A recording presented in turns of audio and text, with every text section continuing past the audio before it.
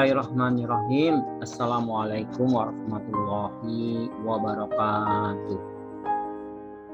Pertama-tama, marilah kita panjatkan puji syukur kita kepada Allah Subhanahu wa Ta'ala, yang mana pada saat ini kita masih diberi berbagai kesehatan, berbagai kenikmatan, yaitu nikmat sehat dan panjang umur, sehingga kita bisa bertemu kembali dalam pembelajaran PJJ ini.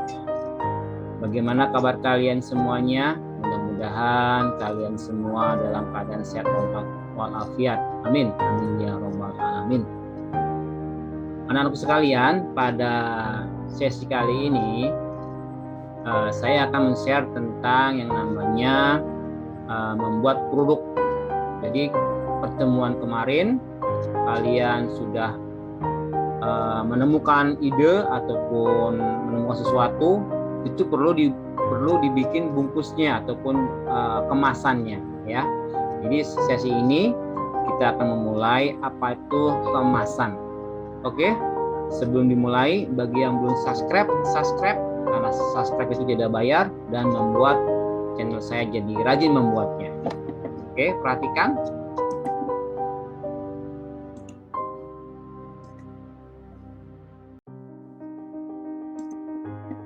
Oke, kita mulai.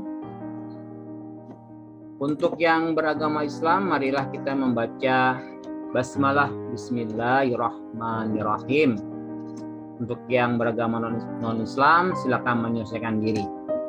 Oke, pada pertemuan kali ini saya akan share tentang yang namanya rancangan, prototipe, dan pembuatan kemasan produk kreatif. Nah, apa sih itu produk kreatif, apa sih itu prototipe? Ayo kita bahas satu persatu. Yang pertama, kita masuk ke pengertian desain produk. Apa itu desain produk? Desain produk merupakan terjemahan dari industrial design. Desain produk bisa disebut juga dengan desain kemasan, yaitu sebuah ide, pengembangan konsep, pengujian, dan pelaksanaan manufaktur atau jasa. Nah, tadi setelah kalian menemukan suatu produk baru yang terbaru, kemudian kita butuh yang namanya dibungkus penemuan itu, namanya itu desain produk, ya. Pengertiannya ini di atas. Kemudian desain produk adalah sebagai alat manajemen untuk menerjemahkan hasil kegiatan penelitian dan pengembangan yang dilakukan sebelum menjadi rancangan yang nyata yang akan diproduksi dan dijual dengan menghasilkan laba. Nah, dengan membuat desain produknya itu, maka yang kalian temukan bisa dijual. Orang bisa mau melihat dengan desain itu, menarik dan membelinya. Kira-kira seperti itu, ya. Oke, ini saya udah paham ya. Selanjutnya, nah, desain produk menurut pakar itu apa sih? Ini oleh W.J. Stanton tahun 1981 yang telah diterjemahkan oleh Dr. Bukhari Alma dalam bukunya Manajemen Pemasaran dan Pemasaran Jasa, yaitu yang dikatakan produk adalah seperangkat atribut baik berwujud maupun tidak berwujud, termasuk di dalamnya masalah warna, harga nama baik perusahaan, nama baik toko yang menjual, dan pelayanan pabrik serta pelayanan pengencer yang diterima pembeli guna memuaskan keinginan. Inilah menurut W.J. Stanton dan diterjemahkan oleh Dr. Bukhari Alam, ya, menurut para pakar. Kalau kalian menemukan lagi, boleh dimasukkan di sini. Nah, tentunya bagian-bagian desain itu ada bagiannya, ya. Pada dasarnya desain produk dibagi menjadi dua bagian, yaitu yang pertama, mendesain produk yang benar-benar baru. Jadi desainnya itu belum ditemukan, kamu membuat sendiri, ya. Apa desain produk menurut kamu itu bagus? Nah, itulah yang kamu harus desain sebagus mungkin dan seoriginal mungkin, ya. Maksudnya yaitu membuat rancangan dan sketsa baru yang belum pernah ada pada desain sebelumnya. Ini tadi itu baru, benar-benar baru, belum ada pengeluaran dari produk lain ya. Kira-kira seperti itu. Kemudian yang kedua yaitu mendesain atau memodifikasi produk yang sudah ada, redesign namanya, atau melakukan pengembangan terhadap desain produk yang sudah ada. Jadi desainnya sudah ada, kamu tinggal tambahkan apa, dikurangkan apa, apa yang perlu dihapus, apa yang perlu ditambah. Dilihat dari desain itu supaya lebih menarik lagi. Itu namanya redesign ya. Ini ada dua, mendesain yang baru atau meredesain. Oke, mudah kan? Selanjutnya, maksud dan tujuan desain produk. Nah, jadi desain produk itu ada maksud dan tujuannya. Nih, apa maksudnya? Untuk membantu perusahaan dalam menciptakan dan mengembangkan produk baru, atau untuk menjamin hasil produk yang sesuai dengan keinginan pelanggan. Nah, itu tujuannya. Jadi kalau pelanggan melihat produk kita bagus, dia akan membeli dari desain itu. Jadi belum melihat dalamnya, tapi desainnya dia sudah menarik, dia akan membelinya. Kemudian manfaat dari desain produk antara lain ada sekitar 5 manfaatnya. Yang pertama, menghindari kegagalan-kegagalan yang mungkin terjadi dalam pembuatan suatu produk ya. Nih. Yang kedua, memilih metode yang paling baik dan ekonomis dalam pembuatan produk. Yang ketiga, menentukan standarisasi atau spesifikasi produk yang dibuat. Yang keempat, menghitung biaya dan menentukan harga produk yang dibuat. Sedangkan yang kelima, mengetahui kelayakan produk tersebut apakah sudah memenuhi persyaratan atau masih perlu perbaikan kembali. Nah, ini manfaat dari desain produk tersebut. Selanjutnya, tujuan desain produk antara lain. Yang pertama, sebagai identitas ataupun merek dari suatu produk ya. Kalau kamu menemukan sesuatu, itu identitas produk itu dari PT mana. Yang kedua, untuk menghasilkan produk yang berkualitas tinggi dan mempunyai nilai jual yang tinggi. Dengan desain yang bagus, maka nilai jual pun akan lebih tinggi, lebih bagus lagi. Yang ketiga, untuk menghasilkan produk yang tren pada masanya ya. Terus yang keempat, untuk membuat produk dengan biaya seminimal mungkin dalam penggunaan bahan baku dan biaya-biaya dengan tanpa mengurangi nilai jual produk tersebut. Nah, itu tujuannya dibuat desain produk. Sekarang fungsi dari desain produk ya, selanjutnya. Yang pertama, identitas dari produk itu sendiri ya, apa namanya produknya. Yang kedua, sebagai pelindung produk. Nah, jadi produknya itu bisa terlindung dari bungkusnya itu, tidak pecah, tidak mudah hancur dan sebagainya. Dan yang tiga, menambah nilai jual produk. Otomatis kalau desainnya bagus, orang juga mau membeli, menarik, pasti dia akan membelinya. Itu kira-kira fungsi dari desain produk. Selanjutnya, kemasan produk.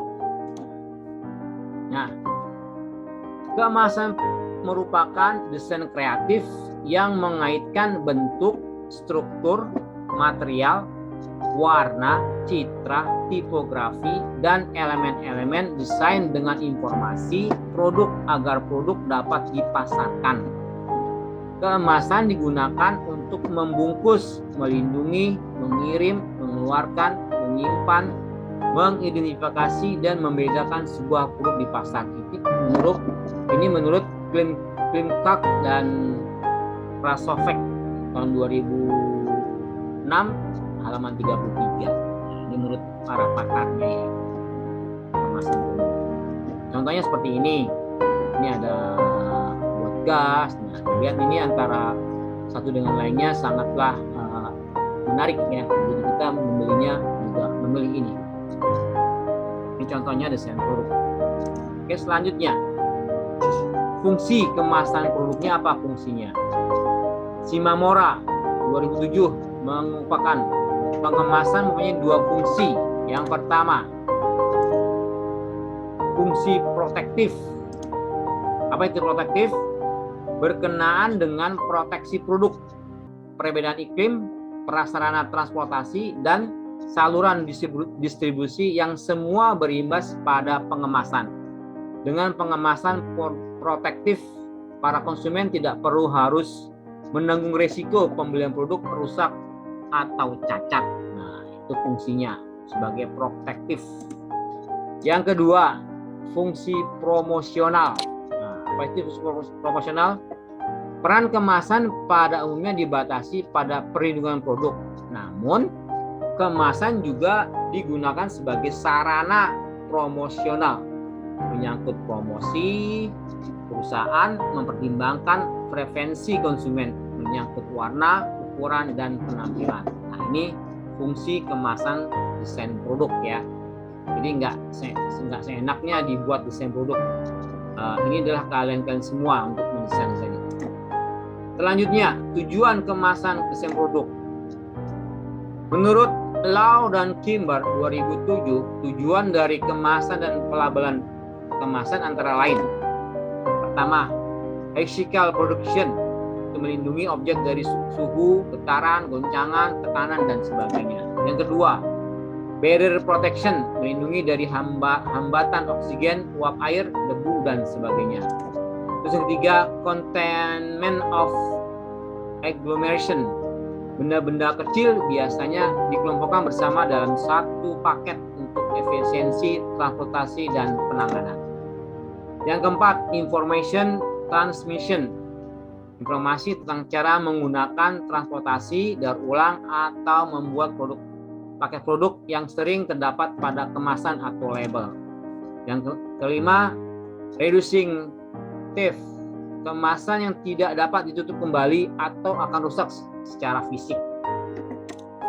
Kemudian yang keenam, convenience, fitur yang menambah kenyamanan dalam distribusi, penanganan, penjualan, tampilan, pembukaan, kembali penutup, penggunaan, dan digunakan kembali. Yang ketujuh, marketing, kemasan dan label dapat digunakan oleh pemasar untuk mendorong calon pembeli untuk membeli produk. Nah, ini tujuan dari kemasan itu. Selanjutnya adalah jenis-jenis kemasan produk. Apa itu jenis-jenisnya? Yang pertama, jenisnya ada kemasan kertas, jadi terbuat dari kertas. Yang kedua, kemasan gelas, yang terbuat dari gelas. Kemudian kemasan logam ataupun kaleng. Kemudian kemasan plastik, ya. Ada lagi composite atau kertas atau plastik. Kemudian edible packaging, kemasan yang bersifat ramah lingkungan karena dapat dimakan. Lagi biodegradable packaging, kemasan yang mampu didaur ulang secara alami oleh mikroba dalam tanah. Ini mudah penguraiannya. Itu kira-kira jenisnya. Kemudian syarat kemasan produk. Ada syaratnya untuk membuat kemasan produk. Dalam memilih bentuk dan bahan kemasan yang digunakan, maka diperlukan beberapa pertimbangan agar dapat berfungsi dengan baik. Pertimbangan tersebut antara lain, yang pertama, tidak beracun, jadi aman digunakan untuk makanan, ya. Kemudian yang kedua, bahan kemasan tidak mengganggu kesehatan manusia, baik secara langsung maupun tidak langsung, seperti kandungan PB atau timbal yang bersifat racun bagi manusia. Nah, ini dihindari. Jadi kemasannya, bahannya harus juga diperhatikan, ya. Selanjutnya,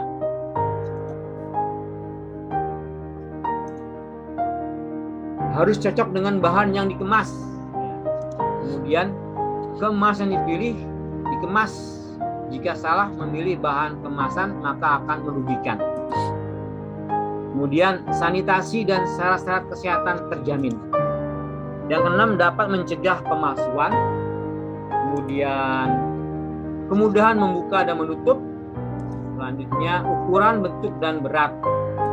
Itu adalah jenis-jenisnya. Kemudian selanjutnya adalah merancang kemasan produk. Kita sudah masuk ke merancang kemasan produknya. Merancang ataupun mendesain sebuah kemasan produk tergantung pada tingkat kreativitas dari desainernya. Jadi kalian sendiri sebagai desainer, ini bagaimana untuk merancangnya. Beberapa hal tersebut antara lain yang harus kamu perhatikan. Yang pertama, label harus mudah dimengerti. Labelnya ya. Label kemasan produk harus memuat kata-kata, kalimat, nama, logo, dan gambar yang mudah dimengerti oleh konsumen. Semudah mungkin kalau membuat ini namanya mudah diingat ya. Yang kedua, terdapat informasi yang relevan. Sebuah label harus membuat informasi yang relevan dan diperlukan.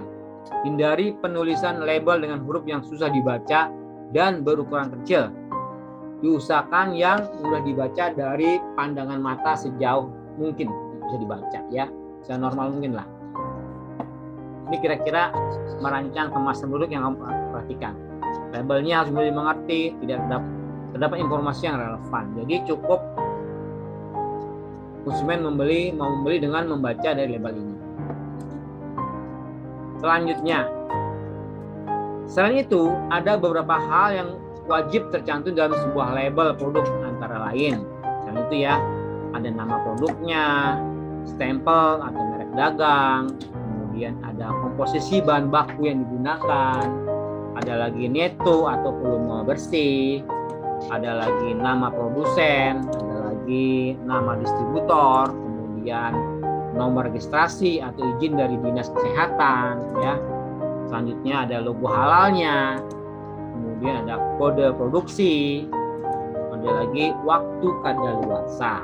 Ini perlu banget waktu kadaluarsa untuk makanan, jadi orang tahu kapan kadaluarsanya itu. Ya, ini kira-kira yang harus kalian perhatikan. Oke, selanjutnya model kemasan produk kreatif. Model kemasan produk kreatif haruslah mendukung pemasaran sehingga calon konsumen mudah mengingat dengan produk dijual. Nah, ini penting banget. Kalau kita sudah satu brand sudah kita kenal perusahaan itu, maka dia akan membeli yang sama dari brand tersebut apabila produknya sangat bagus. Oke. Menurut Kotler tahun 2003, terdapat 6 faktor yang berpengaruh dalam menentukan kemasan produk, antara lain ada warna, ada bahan materialnya, kemudian bentuknya, kemudian ada ukuran, size-nya, ada logo brandnya, ada topografi atau teksnya ya. Ini kira-kira model kemasan produk kreatifnya yang harus kamu perhatikan menurut Kotler. Oke, selanjutnya ya, itu yang terakhir. Terima kasih sudah memperhatikan. Mudah-mudahan pertemuan kali ini bisa menambah pengetahuan kalian, dan jangan lupa kerjakan tugas-tugasnya. Sekali lagi, yang belum subscribe karena subscribe itu tidak bayar, dan like and share. Oke, saya tutup pembelajaran hari ini. Wabillahi taufiq wal hidayah. Wassalamualaikum warahmatullahi wabarakatuh. Yuk kita membaca hamdalah bagi yang beragama Islam. Bagi yang non-Islam silakan menyesuaikan. Alhamdulillahirabbil alamin.